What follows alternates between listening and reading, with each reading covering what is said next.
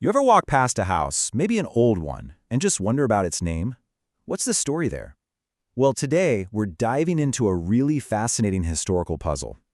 It's all about a charming seaside cottage down in Sidmouth, Devon, that has a name that seems totally out of place, Powys.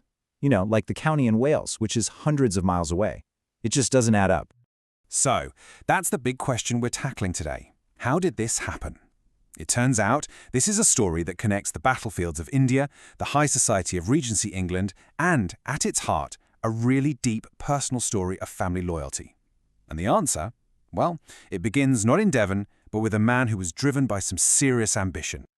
So let's meet our main character, General Sir John Floyd. His life story is really the first key to unlocking the whole secret of Powys Cottage.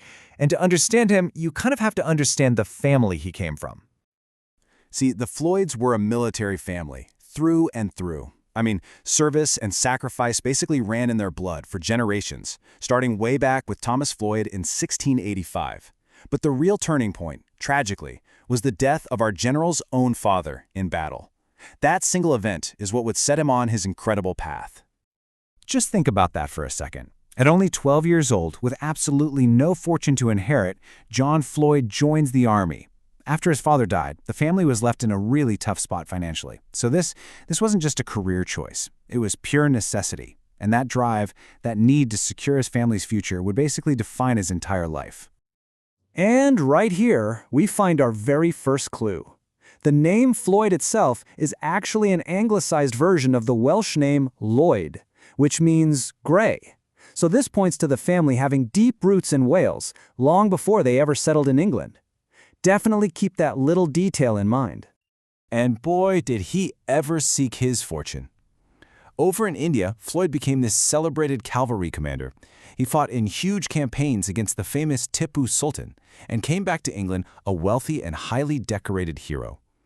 And all that success, well, it gave him the financial power to finally provide the security his family had lost all those years ago. Okay, so the general has the money. He's made his fortune. But why build a cottage in Sidmouth, of all places? To get that, we need to zoom out and look at what was going on in this quiet little Devon town during the Regency era. You have to understand, Sidmouth was basically the French Riviera of its day. There was this new trend for sea bathing, a royal visit from the future Queen Victoria's father, elegant new buildings popping up everywhere, and it's just beautiful, picturesque setting. It all combined to transform it from a sleepy fishing village into a total hotspot for the rich and famous.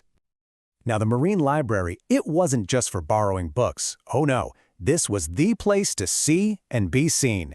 You can pretty much think of it as the social media of the 1800s. It was the nerve center where all the news was shared, politics were discussed, and most importantly, crucial connections were made. And who do you think was making connections there? General Floyd, for one. But he wasn't the only veteran of the Indian campaigns in town. He'd served alongside Sir John Kenaway, who was a really important diplomat. Their shared history, forged in the crucible of empire, was basically transplanted to the social scene of Sidmouth. And this connection is exactly how Floyd would get the land for his cottage. All right, so we have the man, we have the money, and we have the location. But we still don't have the real reason, the why. So now let's get to the heart of our story, because this is where we finally solve the mystery of the name Powys. This is really the final piece of the puzzle. With all his wealth and all his fame, why this relatively modest project? You'll see the answer isn't about status or ambition at all. It's about a promise, one he made a very, very long time ago. The entire project was for her, Elizabeth Powys Floyd. See, back in that era, a woman's financial security depended entirely on her father or her husband. Elizabeth never married, so when her father died, she was left incredibly vulnerable.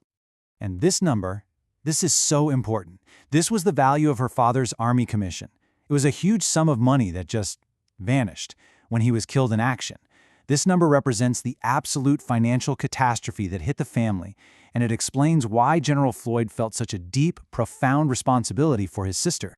And here, we see his promise in his own words. He's writing this to Elizabeth from the battlefields of India, reassuring her that he has secured her future. His entire quest for a fortune was, in so many ways, really for her. This here was the family's home back in Shrewsbury. It was respectable for an officer, sure, but was a world away from the grand estates of the aristocracy.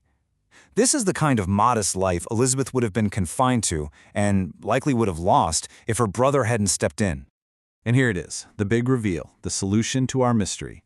The name Powys wasn't a random choice about a place at all, it was Elizabeth's middle name. It was given to her to honor the family's ancestral homeland in Wales. So the cottage wasn't named for a place, it was named for a person, and for the deep family roots that she embodied. So there you have it. The general bought the land from his old India comrade, Sir John Kennaway, and he built a sanctuary for the sister he had sworn to protect. The fortune that was sought in the empire had finally come home, providing a safe harbor for Elizabeth in this fashionable Devon resort. But wait, the story doesn't end there. Powys Cottage wasn't just a home for Elizabeth. It became a focal point for the Floyd family for nearly a century, and it evolved and changed with each new generation.